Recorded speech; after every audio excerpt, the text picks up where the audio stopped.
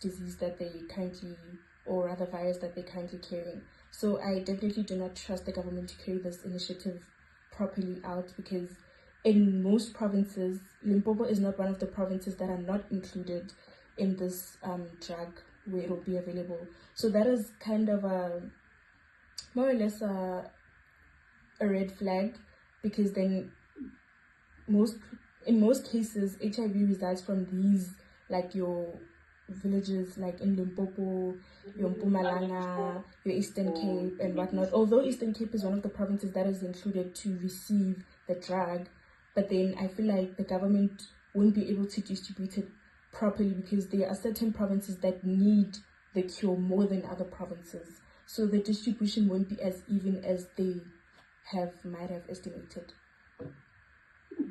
That is a very fair evaluation. So do you trust that this initiative will actually encourage South Africans to inform themselves about their health, apart from just their status, but how to take care of themselves much more better?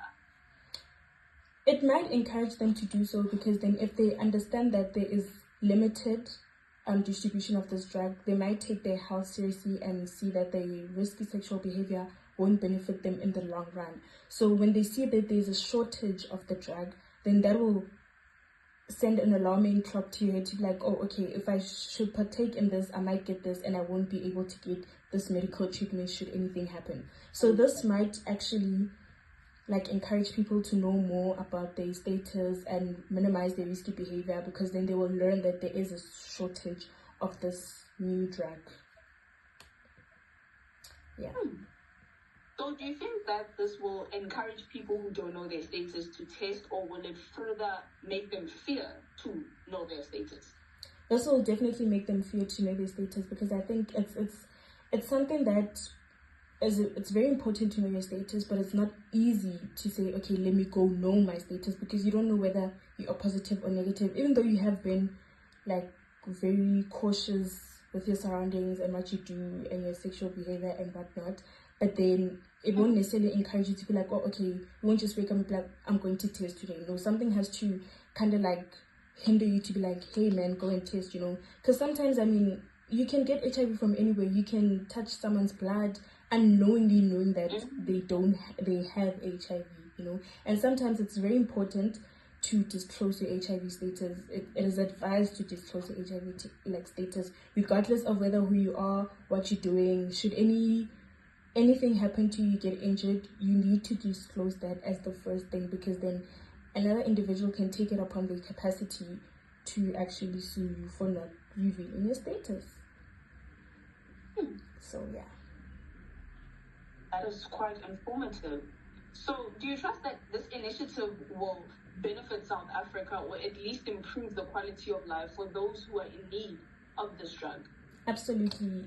I think people that have been infected with HIV are made to believe that they cannot necessarily thrive with having this virus with them. They're made to believe that their quality of life will be less of a normal person, of which that's not the case. If it is treated the correct way, if you follow your diet and do things, live a healthy life, you will absolutely thrive in life and you will be living like a normal person. So this will definitely improve their quality of life, and they won't differ from any normal person that does not have live with the virus. That is actually quite insightful. I would like to digress just a little bit, because it is actually quite known that amongst the young women of South Africa, they are actually amongst the high stats who are actually infected. And a lot of people believe that it is part of the grooming culture and a lot of things or lifestyles that do not actually encourage healthy sexual behaviors. But I would like to ask on the GBV stats as well, since that is something that is bothering us on a high rate. How do you think that also correlates to many young women now falling a part of being in the stats?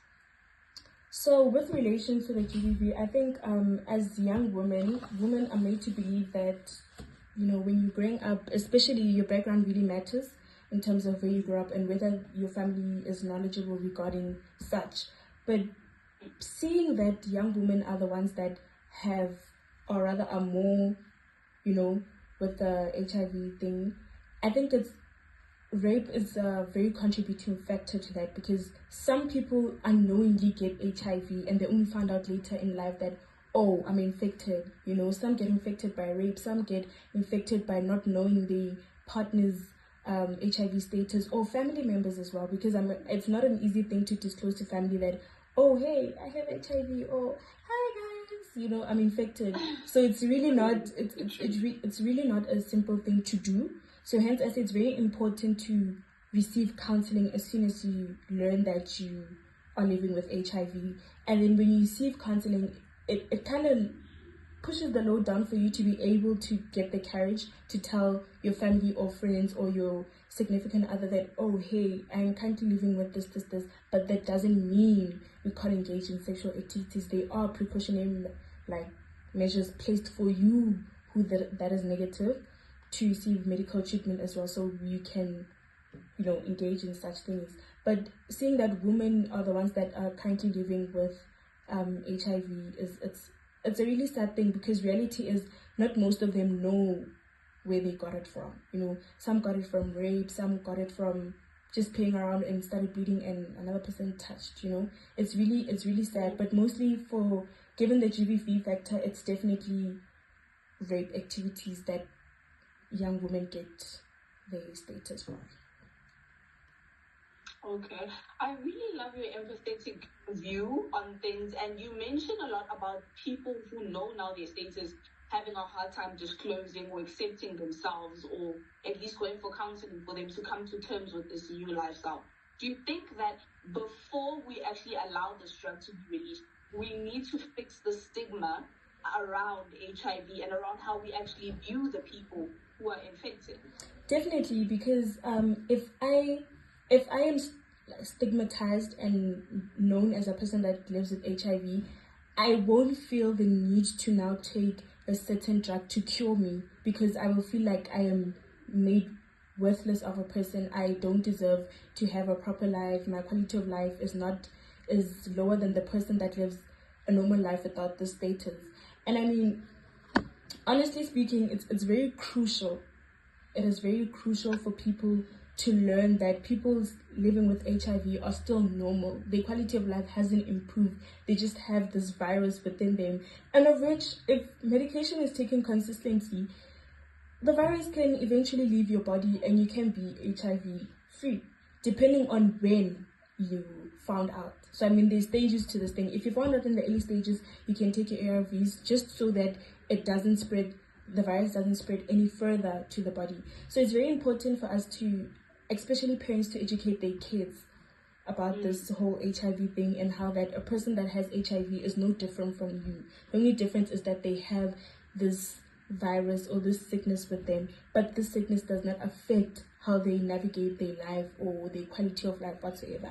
And you have huge influences like your Nozibini Qamka Mayaba. She is one of the best women in the, I wouldn't necessarily say influencing world, but in this world that advocates for HIV. She has a podcast of herself. She has a book, Navigating My Life.